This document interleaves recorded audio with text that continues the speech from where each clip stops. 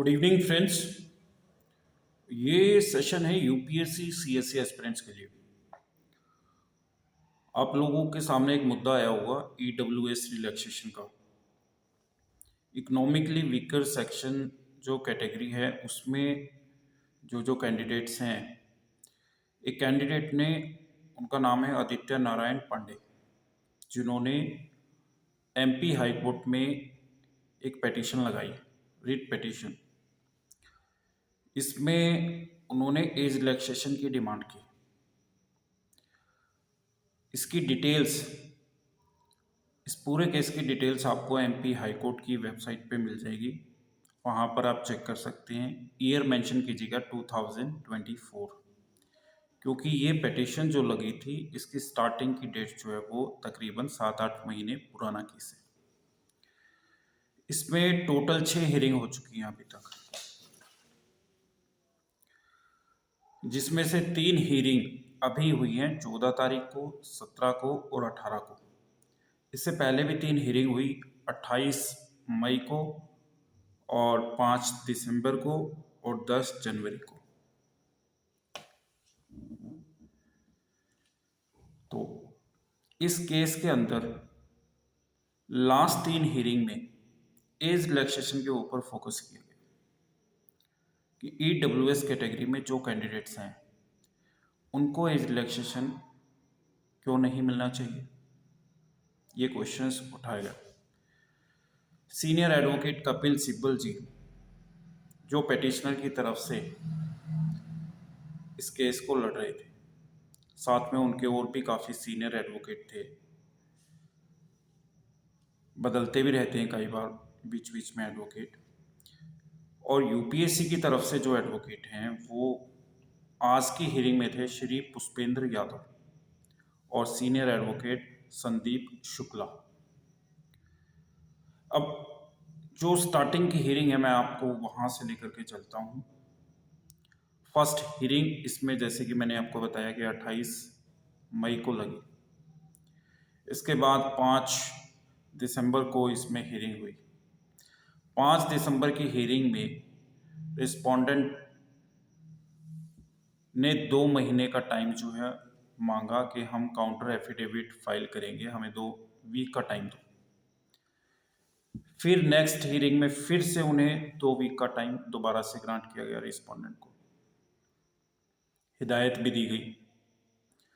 अगली बार जो हियरिंग थी, चौथी हियरिंग, इसमें यहाँ पर एज रिलैक्सेशन की बात उठती है। आप देखेंगे तो वहाँ पर जजमेंट ऑर्डर की कॉपी अपलोड होती है, वो आप चेक कर सकते हैं। एमपी हाई कोर्ट की वेबसाइट को गूगल से सर्च कीजिए, उसमें कैप्चा कोड डालेंगे, वहाँ पर रिट पिटीशन सिविल डालेंगे, ईयर मेंशन करेंगे 2024 और केस का नंबर डालेंगे, तो आपको ये डिटेल्स जो है निकल करके आपके सामने आ जाएंगे। केस का नंबर है 14695। 14695। ये सारी डिटेल्स आप रीड कर लेंगे तो आपको बेहतर समझ में आएगा। जो हमने डिटेल्स नोट डाउन की हैं अभी तक जो इस केस में हुआ, अब फिर से एक दोबारा से हियरिंग की डेट दी गई है।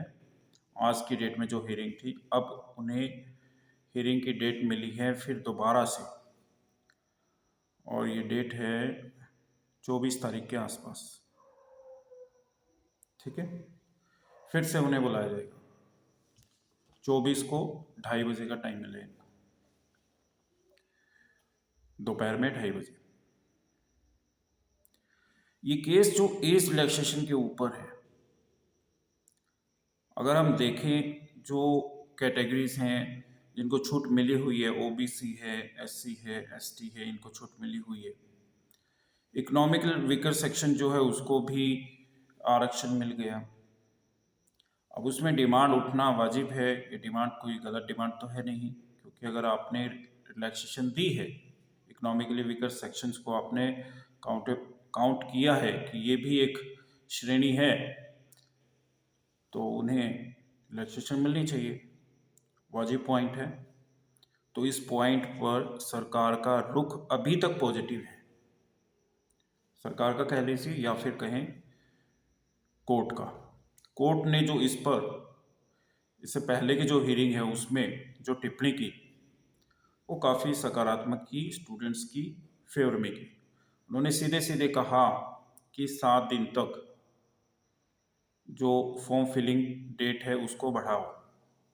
यूपीएससी को उन्होंने कहा कि 7 दिन तक आगे जो है इस डेट को बढ़ाओ ताकि ईडब्ल्यूएस कैटेगरी में जो कैंडिडेट हैं वो फॉर्म फिल कर सके। ठीक है, अभी एज रिलैक्सेशन कितनी मिली है ये इस पर बात नहीं हुई है कि एज रिलैक्सेशन 3 साल का मिलेगा, 5 का मिलेगा, 7 का मिलेगा, क्योंकि अभी केस पेंडिंग है। केस स्टेटस आप चेक कर सकते हैं, वहाँ पे अभी भी पेंडिंग है क्योंकि इसमें नेक्स्ट हियरिंग मिली हुई है। अब इसमें जो मेन इम्पॉर्टेंट जो तथ्य हैं वो मैंने आपके सामने कुछ रख भी दिए कि एज रिलैक्सेशन पर बात की गई है। कोर्ट की तरफ से एक फेवरेबल डिसीजन निकल कर के आ रहा है, कोर्ट इस पर सकारात्मक टिप्पणी कर रही है। कोर्ट ने मान लिया है, कह सकते हैं कि हाँ इनको रिलैक्सेशन मिलनी चाहिए। अब कितनी मिलनी चाहिए उस पर बातचीत अभी हो रही है। अब रिस्पोंडेंट अपना माइंड मेकअप करेंगे और फिर नेक्स्ट हियरिंग में वो अपनी तरफ से फिर सबमिशन देंगे, अपना जो रिप्लाई है वो सबमिट करेंगे। इसमें मैं आपको रीड कर देता हूँ जो लास्ट हियरिंग में हुआ था इससे पहले। Parties are directed to file a brief note of written submission along with case law citations relied upon with relevant portions duly highlighted for the convenience of this court before the next date of hearing। ये आज की hearing में हुआ। आज की hearing में ये statement निकल करके आ रही है और साथ में उन्होंने कहा list for final hearing at motion hearing stage on 24 Feb 2025 to be taken up at 2:30 PM। As relaxation का जो ये मुद्दा है, कोर्ट का स्टैंड देखें तो सकारात्मक है।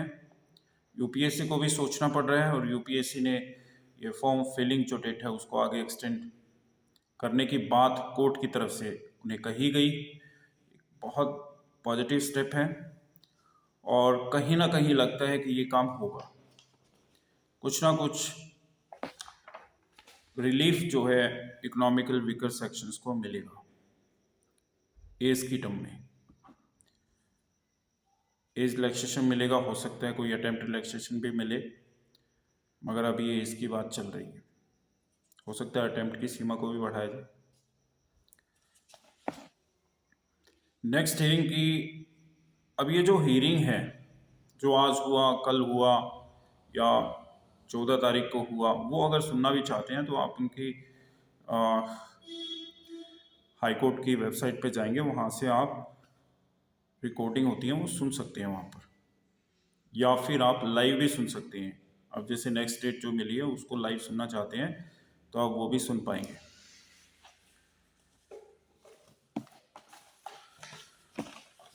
तो ईडब्ल्यूएस कैटेगरी के स्टूडेंट्स को यूपीएससी सीएससी एग्ज़ाम में राहत जो कोर्ट की तरफ से एक कह सकते हैं एक पॉजिटिव टिप्पणी की गई है, सकारात्मक टिप्पणी की गई है और लग रहा है कि इनको एज रिलैक्सेशन मिलेगा। कितने साल का मिलेगा ये आपको क्लियर हो जाएगा। ठीक है, और एज में रिलैक्सेशन होगा या अटेम्प्ट की सीमा को भी बढ़ाएंगे, वो सारी चीज़ें आपको देखने को मिलेगी नेक्स्ट सबमिशन जब होगा। नेक्स्ट जो एफिडेविट जो रिप्लाई सबमिट करेंगे यूपीएससी रिस्पोंडेंट, तब आपको पता चलने वाला है। Thank you.